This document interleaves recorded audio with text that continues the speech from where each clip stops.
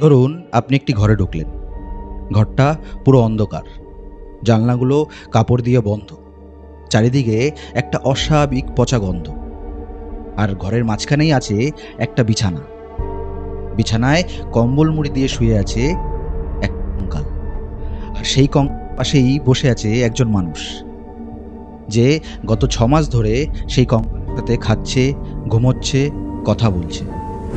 শুনতে সিনেমার মতো লাগলেও এটা কোনো সিনেমা নয়। এটা কলকাতার বুকে ঘটে যাওয়া একটা সাইকোলজিক্যাল হরর কেস।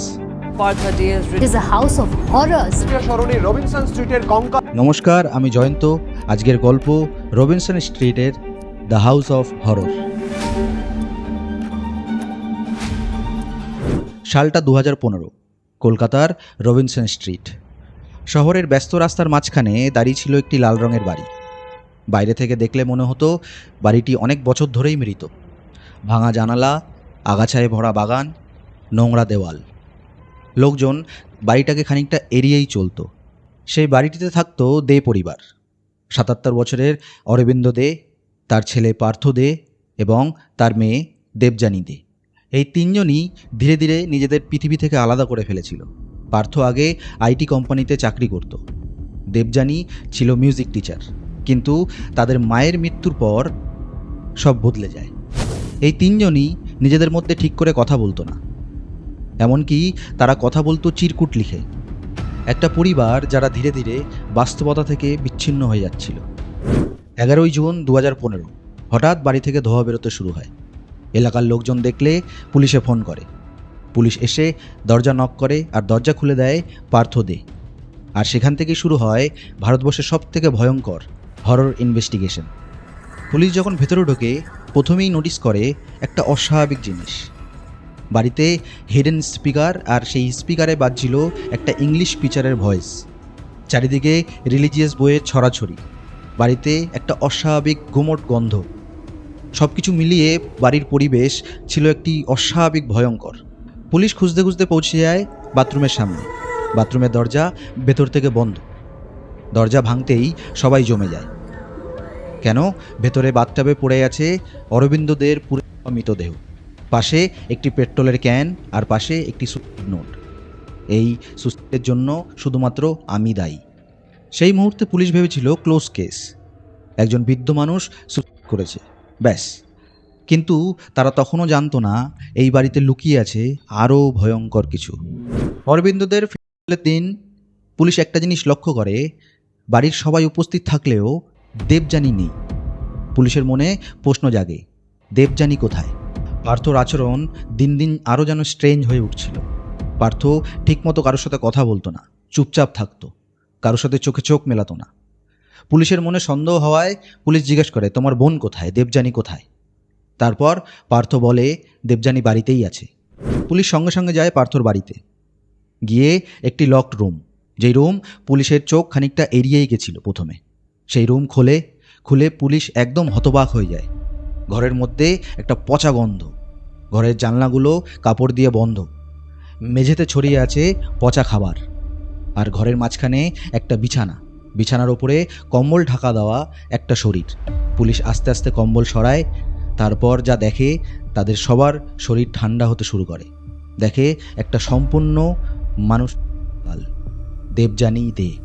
কঙ্কালের পাশে সাজানো অনেক পুতুল, কম্বল দিয়ে যত্ন করে ঢেকে রাখা কঙ্কাল, যেন কেউ এতদিন ভাবছিল যে সে জীবিতই আছে, সেই ভেবে যত্ন নিচ্ছিল। সে ভাবতো তার দিদি এখনও বেঁচে আছে। কিন্তু ব্যাপারটা এখানেই শেষ না। সেই ঘরে আরও দুটো কঙ্কাল পাওয়া যায়। তাদের দুই পোষ্য, রিকি আর টেরি, দুটো ল্যাব্রাডর। দেবযানী সেই কুকুর দুটোকে খুব ভালোবাসত। তার মা মারা যাবার পর সেই কুকুর দুটোও মারা যায়। দেবযানী মনে করতে শুরু করে এই ঘরে কোনো অভিশাপ আছে। সেই কার্স কাটানোর জন্যই দেবযানী শুরু করে উপবাস। দিনের পর দিন, রাতের পর রাত, মাসের পর মাস। আর সেই উপবাসের কারণেই দেবযানী ওই বিছানাতেই নিঃশ্বাস ত্যাগ করে। ভাবুন তো, একটা বাড়িতে উপবাসের কারণে একটা মেয়ে মারা গেল, আর বাড়ির দুজন সেই ডেড বডি নিয়ে মাসের পর মাস থাকতে শুরু করলো। পুলিশ পরে জানতে পারে এই পরিবার স্বাভাবিক ছিল না। তারা নিজেদের মধ্যে কথা বলতো না, তারা কমিউনিকেট করতো চিরকুটে লিখে। তাদের বাড়িতে তাদের লেখা ডায়েরিও পাওয়া যায়। বাড়িটা সব কিছু মিলেমিশে একটা সাইকোলজিক্যাল নাইটমেয়ার তৈরি করেছিল। পার্থ বিশ্বাস করত সামহাও তার বোন হয়তো বেঁচে আছে, তাই সে এমনভাবে যত্ন নিত।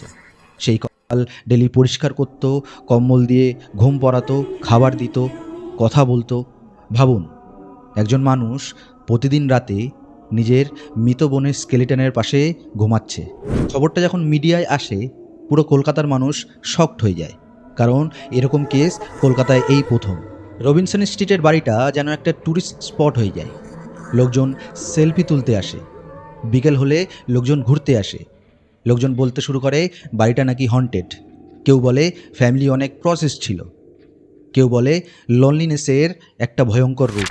সে যাই হোক, পরে পুলিশ পার্থকে অ্যারেস্ট করলে পার্থকে জেলে পাঠানো হয়নি, কারণ ডাক্তাররা বলেছিল পার্থর মেন্টালি প্রবলেম আছে।